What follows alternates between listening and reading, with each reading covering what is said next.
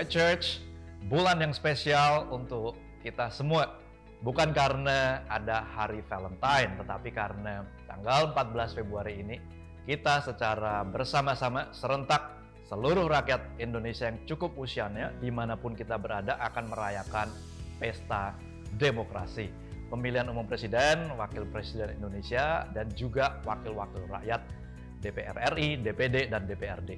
Mari kita gunakan hak pilih kita secara bijak, tidak golput atau cuek, apatis, nggak mau tahu dengan kondisi politik, tapi saya menghimbau tanggal 14 Februari nanti kita bersama-sama ke TPS untuk memberikan suara kita. Di bulan ini kita masih melanjutkan kitab Yosua, di mana bangsa Israel akan menyeberangi sungai Yordan.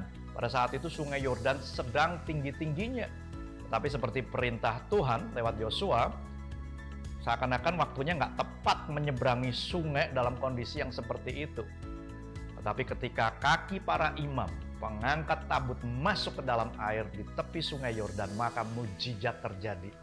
Air berhenti mengalir dan bangsa Israel dapat menyeberang sungai tersebut.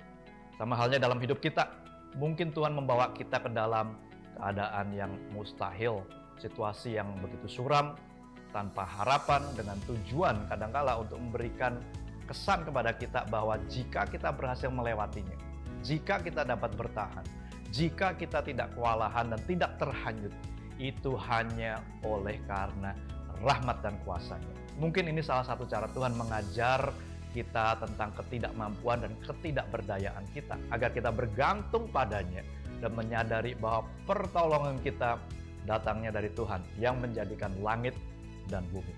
Salah satu hal yang menarik adalah para imam ini harus berdiri di tengah sungai Yordan sampai seluruh bangsa Israel selesai menyeberanginya.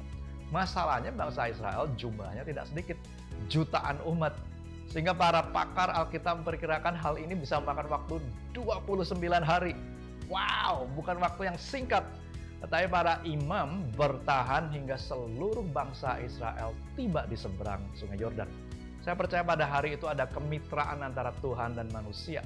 Tuhan meminta Yosua dan para imam untuk turun tangan, lebih tepatnya turun kaki, kemudian berdiri teguh dan mempertahankan posisi mereka. Dan Tuhan sendirilah yang menahan air sungai di Yordan. Tuhan tidak pernah meminta kita melakukan sesuatu yang tidak bisa kita lakukan.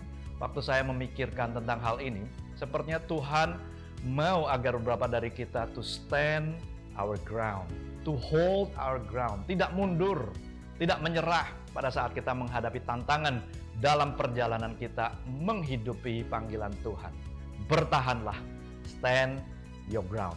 Doa saya di bulan ini Anda akan mau mengambil langkah untuk mentaati perintah Tuhan. Mungkin dengan melakukan sesuatu yang sudah Roh Kudus sampaikan berulang kali di hati Anda.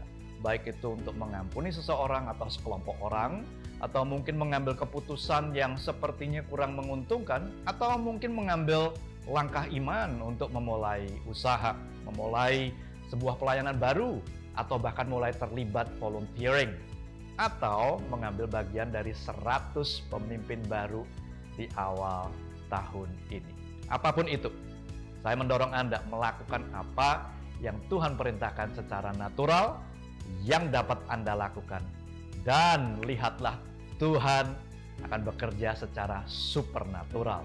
Dia Tuhan yang masih mengerjakan mujizatnya hingga hari ini.